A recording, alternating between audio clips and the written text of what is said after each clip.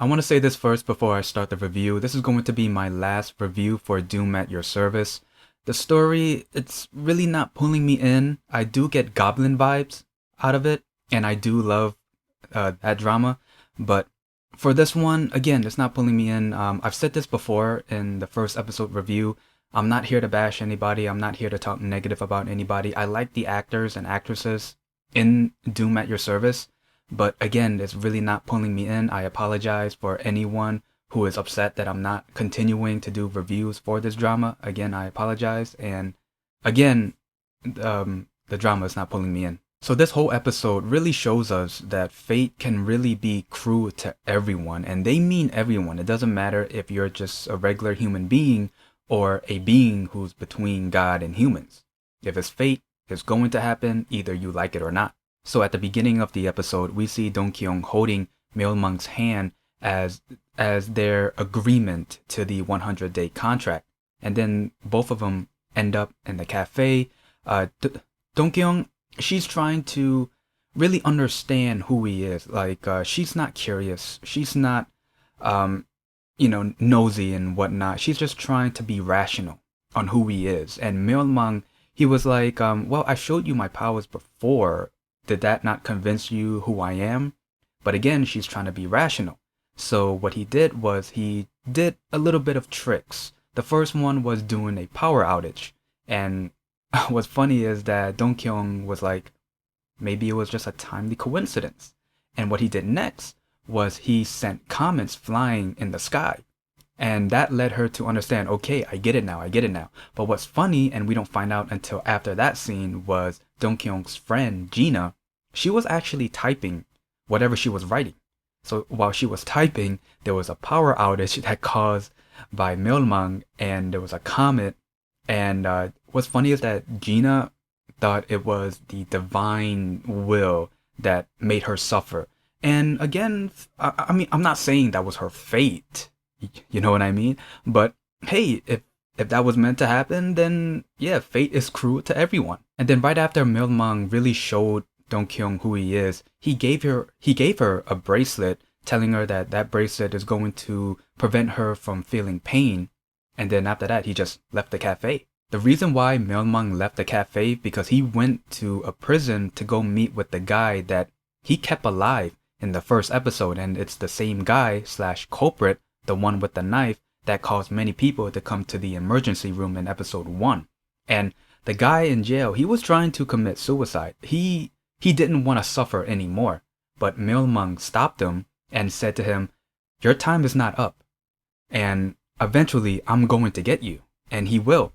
But as of right now, he is continuing to make that guy suffer by keeping him alive. And then we do get one scene where Millman is at the hospital. He met with this girl. Hold up, I wrote her name down. Son Yoshin. I really don't know who exactly she is. Well, I don't know who she is, but I kind of thought she could have been maybe some sort of god who is similar to Millman, but it looks like she's another human being. But what's interesting is she's talking to him like she's a messenger from God to tell him that, hey, you have to do this, you have to do that. Yeah, I don't know exactly who she is though, but she was the one that told Millman fate is cruel to everyone.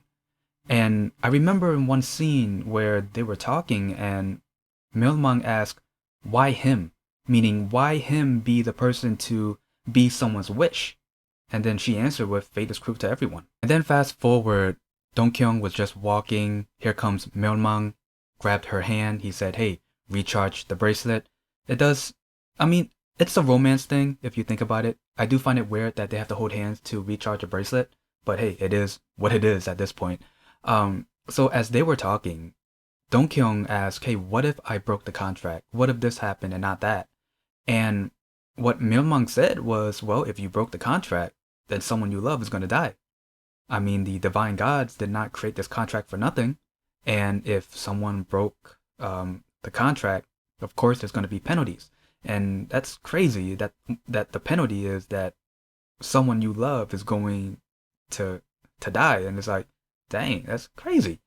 And what Millman was trying to have Donkyung understand is that fate is cruel to everyone. And he even asked her, would you accept the contract if you had known about the penalties? And he said, I don't think it's going to change anything. I think she would still accept the contract.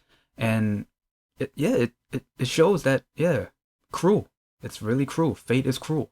Then we get to the ending scene. I know I skipped a lot of parts, but the majority of the parts were kind of unnecessary, in my opinion. It was just extra scenes to show how, if I had a nickel every time I said this, but fate can be cruel to people. I mean, we had that scene where we finally saw the husband of the pregnant lady who wanted Donkyung to get fired. I mean, fate is cruel to everyone, including Donkyung. I mean, she was seeing that one guy who she thought wasn't married, and he just started acting like an ass and stuff like that. And then we see him again later on in the episode, just being an asshole and saying, "Hey, let's get this right," even though he's married. And it's like, come on, bruh. When they were talking at the bridge, Millman really described who he is, and Donkyung was trying to understand how can you live like that. He pretty much says that he's a walking doom. Everything he does is pretty much a doom right in front of him, and we saw scenes of everything he did. There was doom, and even if he doesn't do anything, hell is gonna break loose. Which is, again, how does he live like that? And then towards the very ending, right after the whole scenario with the guy she was seeing, even though she didn't know he was married, Donkyung said, "Hey, let's live together, you and me," which is pretty interesting. I think this is where the romance starts. Episode 1 and episode 2 were definitely just having these two interact more and understand each other more and understand the situation that they're in. And then once episode 3 happens, I think that's where they start to really understand each other, and that's where the romance comes in. And yeah, that's pretty much the gist of the episode. If there's anything I might have missed, please leave it in the comments below.